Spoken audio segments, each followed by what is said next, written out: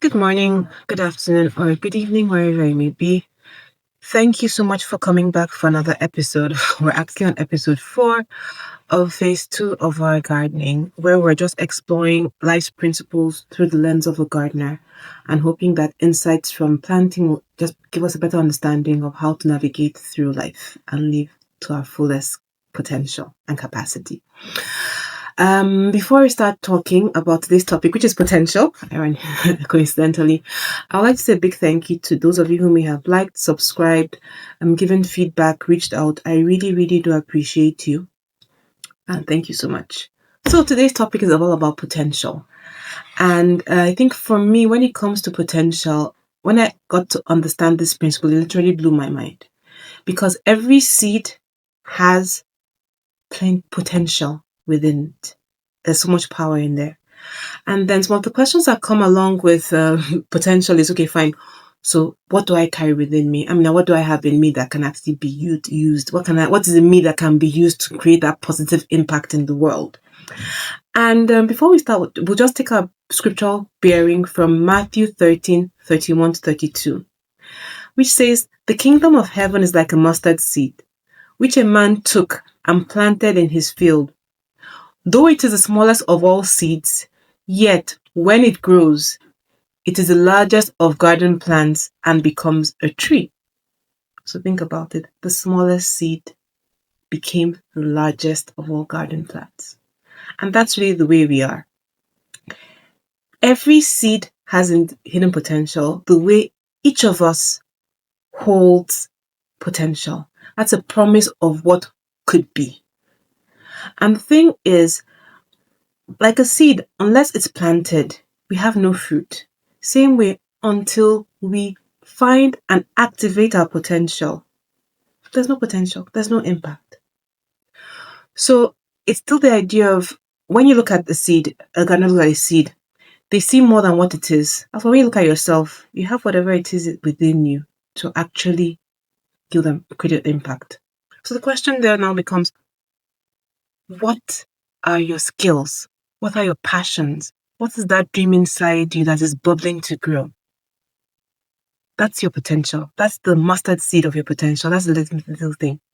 You need to nurture it, grow, put it in the right environment so it can yield and become something great that impacts you and others. The one thing you need to understand with potential is that it's not just a personal achievement. It's about becoming the person you were created to be, living a life that bears lasting fruit. That's what it is. So, looking at it from the perspective of gardening, one seed yields many fruits. In each of those fruits has many seeds. So imagine if you're actually going to plant all those seeds. Imagine what the fruit or the outcome will be. I'll show a quick demonstration so you actually get to see it and get to understand it a little bit better. For argument's sake, let's say that this one seed yields us only one pepper, although that's hardly ever happens, but that's fine. Once you cut into the fruit and you open it, look at all the seeds you can get from one pepper.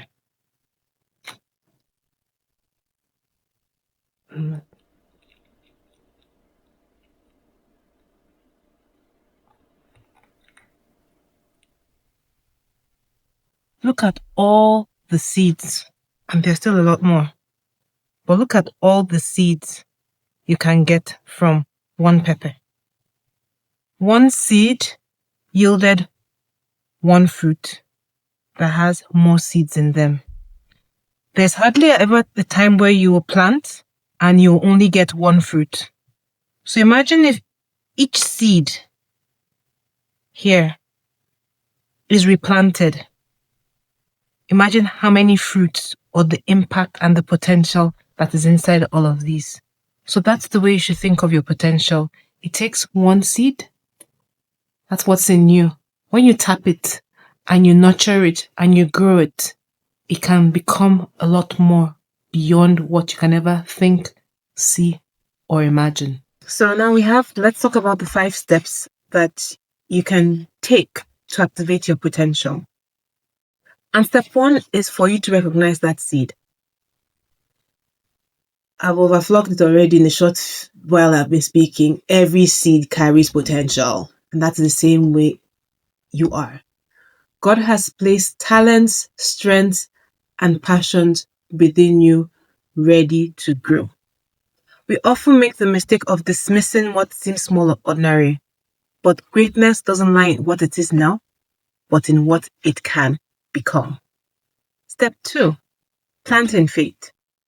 Now, you have your potential, and then, which is a seed. Until you plant that seed, you're not going to get any fruit.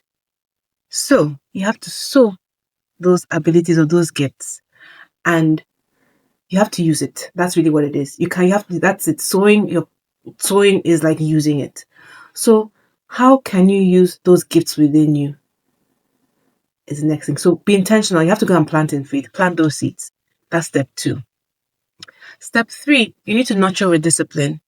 Now, after you've planted the seed, it still needs time to grow. And growth takes care and patience. Like a gardener will water and tend to its garden, that's the same way you need to tend to and water your potential. You need to cultivate it. And that is through constant improvement and continuous learning. The idea you learn, you practice, you progress, you refine. You don't just, okay, fine, this is my potential, I've sowed it, and I'm going to reap my fruit. No. You have to nurture it. These are things you need to do. But understand that every small action you take towards nurturing your garden, nurturing your potential, is a step towards yielding a bountiful harvest. Think about it now. Step 3 is removing the weeds. When you are gardening and you see a weed beside your plants, the first instinct you have is to uproot it, not just cut it. You actually uproot it from the roots. There's nothing left behind and it cannot grow again. That's the same way you need to look at your potential. Guard it. Anything that is a hindrance to you reaching your potential, it could be fear, it could be doubt, it could be distraction, or it could be unhealthy habits. Pull them out of the roots. The idea, sometimes pulling can be uncomfortable. We'll talk about pruning in another episode. It can be uncomfortable, but it will create space for your gifts to flourish. Think about it. Evaluate what drains your energy or blocks progress, or what it is I feel is a hindrance toward achieving what needs to be done. Remove them. Just remove them and nurture your potential. And step 5 is the idea of blooming with purpose. Now, the truth is, your potential, whatever it is you're doing, is not about you. It's for you. It will assist you, but it's not all about you. Like if I plant the tomatoes grow. It doesn't grow for itself. It grows for me, the planter and the eater, and me and my family members, actually, or whatever I want to do, but it goes beyond me. That's the same way your potential is meant to bless others through you. Now, blooming is not about recognition. It will come, but it's about living faithfully, serving others, and glorifying God, what He cultivated in you. That is the first thing. Every other thing will be added. Yeah, the recognition will be added. The whatever it is you're looking for will be added. Once you get that fundamental principle of it is not about you. It's about God using you to bless others through the gift He has placed in you. So for our reflection, just look at it now. Every seed carries greatness within it and is dormant until it is planted, nourished, and exposed to the right conditions. That's the same way. Think of it like that. Think of yourself and your potential as a seed. What would you do if you want your seed to yield fruit? That's the same way. Treat your potential that way. And just a reminder in terms of we'll take it from Job 8 verse 7. And it says, and though your beginning was small, your latter days will be great, despite not small beginnings. Every big thing happening in the world now all started from something small. they took that first step, they identified their potential, and they nurtured it to grow. So nothing is too small. Everything can grow to its full potential if it is planted and nurtured, and if it is there to serve someone.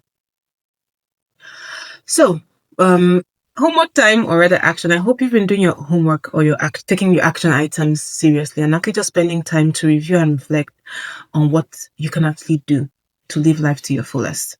So this week, action item, take at least one tangible step to activate your potential. Step out of your comfort zone. Identify an area in your life where you have been hesitant to start and move from intention to action. Now, it could be something small. It could be enrolling in a course. It could be reading a book. It could be listening to a podcast. It could be looking for a mentor, not a mentor, for guidance. The idea is you need to move. Don't sit on what you have. Move with it. Do something about it.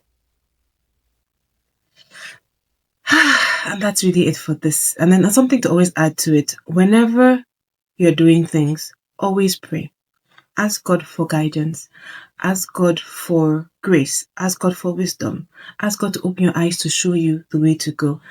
With God's direction, things get to work a lot easier with ease. So always do that. It helps. It really does help. I can't overemphasize that. So thank you so much for joining me for this episode. Please feel free to reach out if you like additional resources regarding tapping into your full potential. And please do not forget to like, share, and subscribe.